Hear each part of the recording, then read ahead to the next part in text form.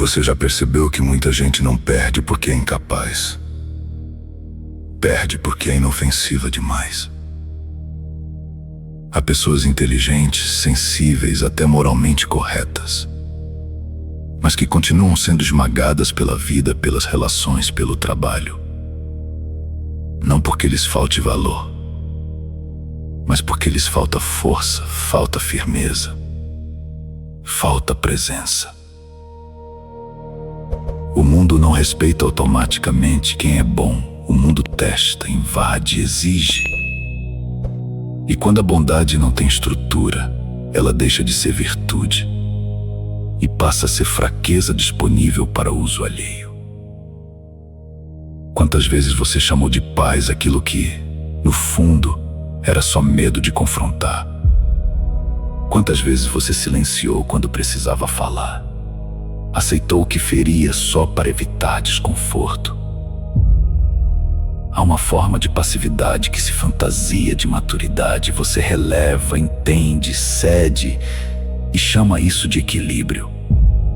Mas no fundo, sabe que não foi paz. Foi medo de ser visto como duro, medo de sustentar o peso de uma posição firme. Platão nunca pensou a virtude como fraqueza para ele. A alma boa é uma alma ordenada. A razão governa, a coragem sustenta. A alma justa não é mole, não é frouxa. Ela tem governo. Nietzsche pisaria ainda mais fundo. Muita bondade é impotência disfarçada. Há pessoas que não ferem porque não têm força sequer para sustentar uma reação e transformam a própria incapacidade em medalha moral. Isso é duro de ouvir. Mas você pode não estar sendo bom. Pode estar só sem força para ser perigoso. E quando a vida percebe isso, ela não te trata como virtuoso. Te trata como alguém que pode ser pressionado sem grande consequência.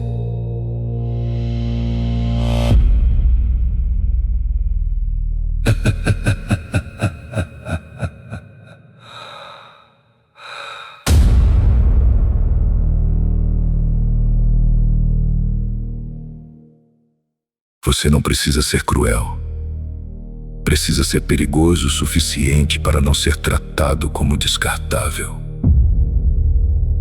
Isso significa ter borda, significa que existe em você algo que não pode ser invadido sem resposta.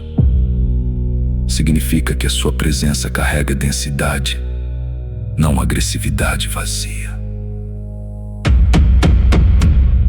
A pessoa perigosa, nesse sentido, não é a que machuca por prazer.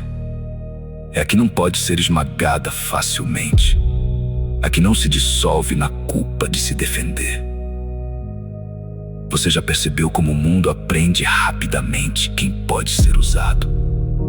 Aprende quem sempre cede, quem sempre entende, quem nunca reage. E quando o mundo aprende isso, ele passa a avançar sobre você. Há momentos em que suavidade é sabedoria, mas há momentos em que suavidade é convite para abuso. Essa distinção muda vidas. Nem toda paciência é grandeza. Às vezes, a suavidade é só medo de endurecer. Às vezes, a compreensão excessiva protege exatamente aquilo que está destruindo você. Maquiavel sabia que viver num mundo duro exigia mais do que pureza de intenção. Exigia leitura de realidade. Exigia dureza quando a situação chamava por dureza. Isso não torna alguém mau, torna alguém apto a não ser devorado. A vida é impiedosa com quem não sabe reconhecer o momento de parar de ceder.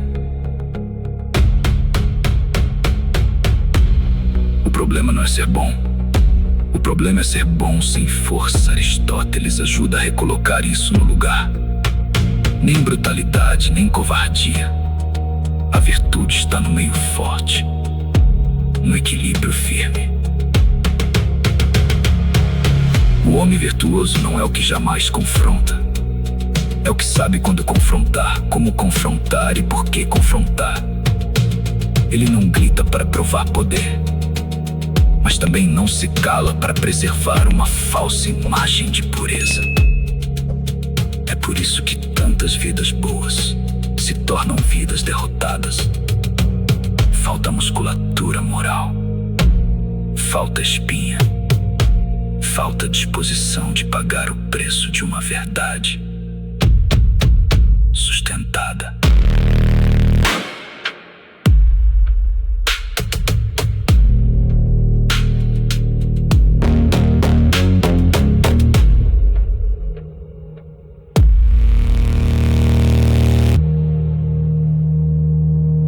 Existe uma fraqueza que se veste de amor, de paz e de compreensão. E essa é uma das mais perigosas, porque ela engana até você. Você pensa que está sendo elevado, quando está apenas evitando tensão. Pensa que está sendo espiritual, quando está só com medo de romper. O resultado é cruel.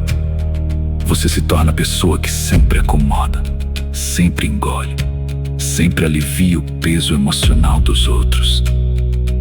Isso não é amor maduro. Isso é uma forma sofisticada de autoabandono.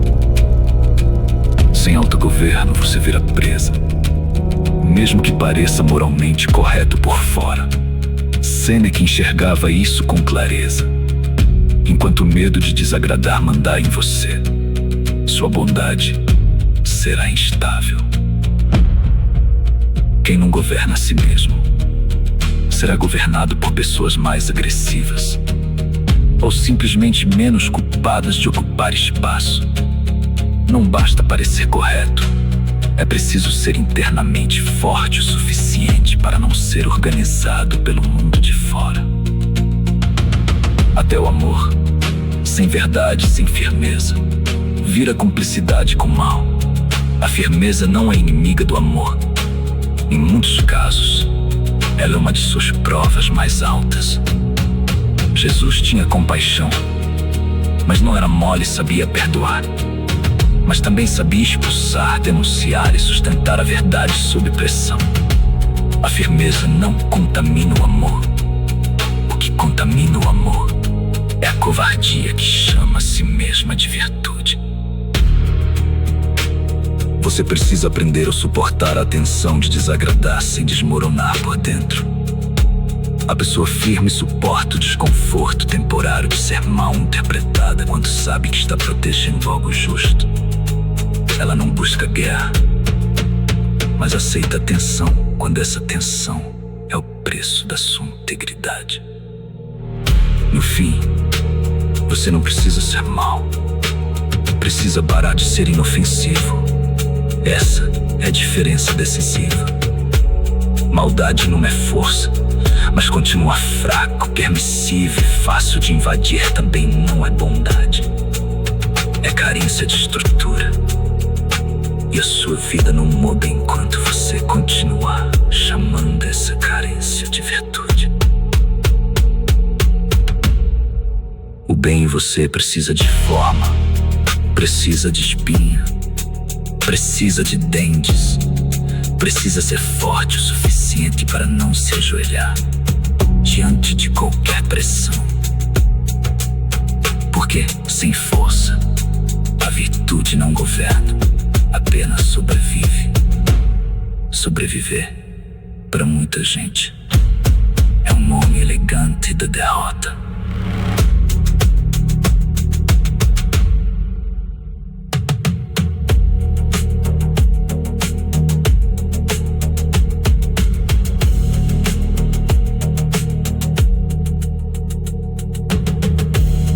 Você precisa aprender a suportar a tensão de desagradar, sem desmoronar por dentro. A pessoa firme suporta o desconforto temporário de ser mal interpretada quando sabe que está protegendo algo justo. Mas aceita a tensão quando essa tensão é o preço da sua integridade. No fim, Você não precisa ser mau. Precisa parar de ser inofensivo. Essa é a diferença decisiva. Maldade não é força, mas continuar fraco, permissivo e fácil de invadir. Também não é bondade. É carência de estrutura. E a sua vida não muda enquanto você continuar chamando essa carência de virtude. O bem em você precisa de forma, precisa de espinha, precisa de dentes. Precisa ser forte o suficiente para não se ajoelhar diante de qualquer pressão.